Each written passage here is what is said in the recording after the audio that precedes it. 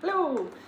So I'm sat here this morning and I'm recording tons of videos because I'm just waiting for the next day 2 of my training course that I'm on this weekend. So I've kind of found myself with a bit of a loose end, so I thought I'd record some videos for you. So we are starting the strength and mobility floor sessions on Wednesday this week, and I've already done the rest conditioning kind of thing for you.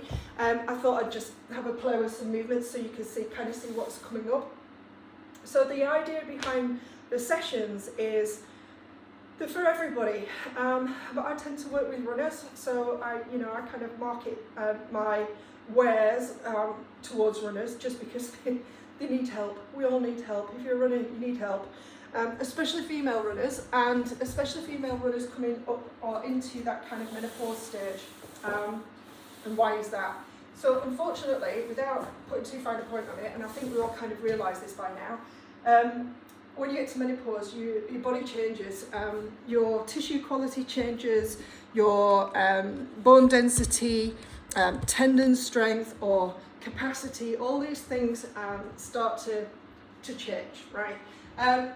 That being said, the speed at which they change or the problems that you have when they're changing, a lot can be done by mobility and strength work particularly. They're my focus. That's what I do. I teach people how to move in such a way that we alleviate some of their aches and pains or try and prevent future injuries, reduce the risk of future injuries, can't prevent everything. Unfortunately, runners, and I'm the same, I have to put my hands up higher, is exactly the same. We run, we want to run, we don't really do very much else. Some of us do, some of us like go to the gym, some of us like lifting weights, some of us like cycling and swimming and all sorts of other stuff. But there's a lot of us out there that just like to run. And what I've found over the many years, and again, hold my hand up, myself included, we female runners tend to be a specific personality type. We are driven, I'm going to say it, perfectionist, control freaks. Am I just speaking about me? Anybody else out there feel the same? It's just the way we are, right? So we're prepared to get out and run, but when we're asked to do something different, it can be a little bit of a mind fog. I completely get you not wanting to go soul destroying, go to the gym and lifting weights, right? It leaves you too sore to run. Soul destroying. Who wants to spend time in the gym? Not very many of us. I quite like it. I quite like lifting weights. I used to teach CrossFit. I used to compete at CrossFit. I've done a lot of weights in my time, and I get a lot out of it. But that's not everybody else. So these sessions are based around movement flows, animal flows, primal movements, crawling patterns, and those kinds of things.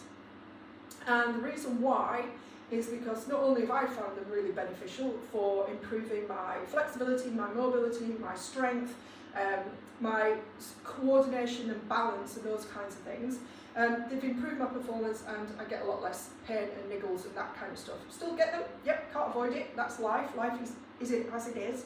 But adding in this kind of way of moving has really helped. It's also, which can be a good thing or a bad thing, it's also very difficult when you are doing these big movement pattern flowing kind of things from one thing to another. It's very difficult to think about your shopping list, think about what your kids are doing or your grandkids or whatever.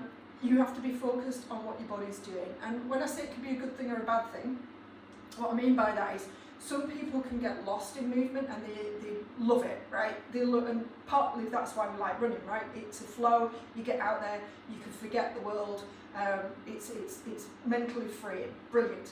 And so some people really get benefit from these movement flows because they're very similar. You can't really focus on anything else, you're just there in the moment. Or you are when you've learned how to do it.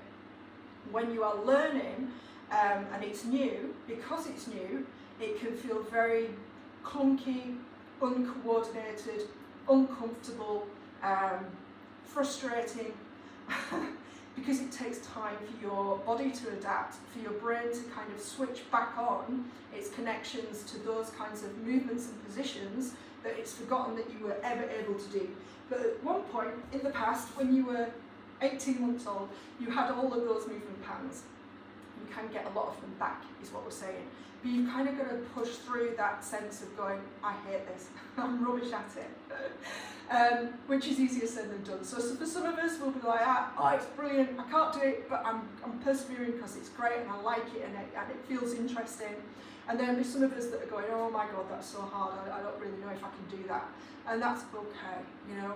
The whole idea of these sessions is not that they're easy by any stretch of the imagination.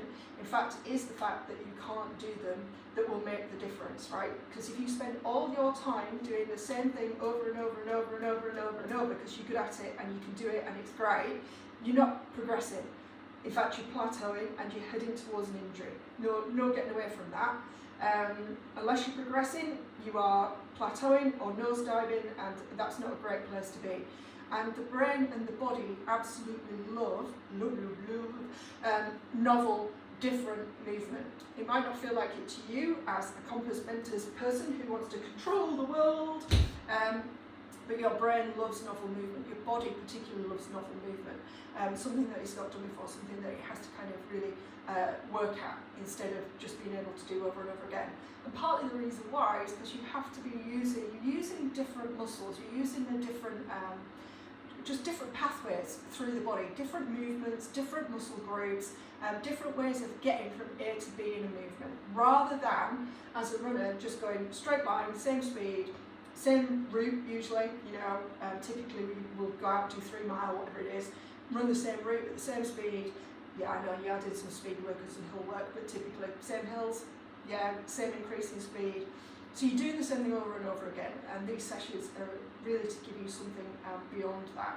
The mobility side of it comes with just shifting your body in different ways. There will be mobility exercises at the start before we get into the flowing section, and I will eventually I'll build those up because these are taster sessions. They're going to be very similar. Each session is going to have to be the same because we've got different people on each session. When we get to New Year, if everybody likes it, we'll do it so that we progress on. But for our purposes, there'll be mobility movements to start with. But today I thought I'd just show you the 2 base positions that we're going to use, so you can have a play, and then we'll work towards getting from one to the other. And I might do that one tomorrow. So base positions first. I'm going to call this one Beast, and it's just all fours. So I'm in all fours, but you can see that my knees are roughly in line. If I dropped a plumb line from my belly button to my knees would be in line with my belly button. In other words, all fours would be here, knees under belly button would be here. Toes are tucked under, hands are under shoulders. I'll keep changing direction so you can see. And then essentially what we're doing from there, we're going to come up into a knee hover. So this is Beast position. Knee hover, we hold and breathe. So a lot of this is about learning how to push the floor away or to play with gravity, which in turn can make you a lot more springy when you're running as well. You start to learn how to use the floor rather than, I can't explain it any better than that, using gravity really to assist you rather than, what's the word? To assist you rather than to hinder you is the word I'm looking for. So I'm hovering my knees, yeah, they're just off the floor. That's all we're doing to start with. We see how that feels. So that's Beast position. Then on the reverse of that, we've got Crab position. So if I turn, which way is best, sideways on here, feet about hip distance apart, hands about shoulder distance apart, and you can see how, hopefully, I look like a capital M from the side, and my bottom is right in the middle between my wrists and my heels. Fingertips are pointing back or slightly out to the side if wrists are a little bit an issue, and then you pull the shoulders back. Now to pick up your hips here, so we're doing that hover again, not hovering the knees this time, you're hovering the bottom, you really have to push down into the floor to lift the knees up, the hips up. So I'm hovering, my bottom's just off the floor. Now what I'm not doing is that to get my hips up. So that is me curling my tailbone under and doing nothing with my shoulders. So it's coming back to that idea of using the floor and that ability to push away to lift you up off the floor. Crab. This is crab position. So whilst we've got our hips off the floor here, let's just try a couple of limb lifts. So you're going to lift your left foot just off the floor. You can see it's just off the floor. Just to slide a piece of paper under it and then lower it down. And then try the right foot. Hover just off the floor and then lower it down. And then we'll try the hands. So you'll start to think, oh my word, the hands are so much more tricky. And they are, yeah? So you lift again, and you lift just a hand off the floor. And you'll see I'm lifting from my shoulder. So it's just off the floor, but I'm not bending the elbow. Place it back down, and then try the other side. Just off the floor, straight elbow, and then place it back down. And come back over into beast position. I'm going to torture you here, because the limb lifts in this position are actually quite difficult. So once you've hovered the knees, try lifting one foot off the floor. Everything else stays the same and lower. Try the other foot, just off the floor. And lower. And then try one hand. And lower. And then try the other hand. Ooh, wobbly on that side. And lower. And then lower the knees back down to the floor. So that's your two start positions, and the lifting of the hands and legs just starts to bring in that idea of how you stabilise or not. So all I want you to do is have a play with it and just see how wobbly you are, you know, which side feels easier to lift than the other, which side you fall over on. So you saw me try and lift my left hand's always the worst one. I get really wobbly on that side. So do a lot of work on that side, just try and ease it off. Alright, so that's beast and crab, and probably tomorrow I will introduce the idea of an under switch. It's just something to play with before we start.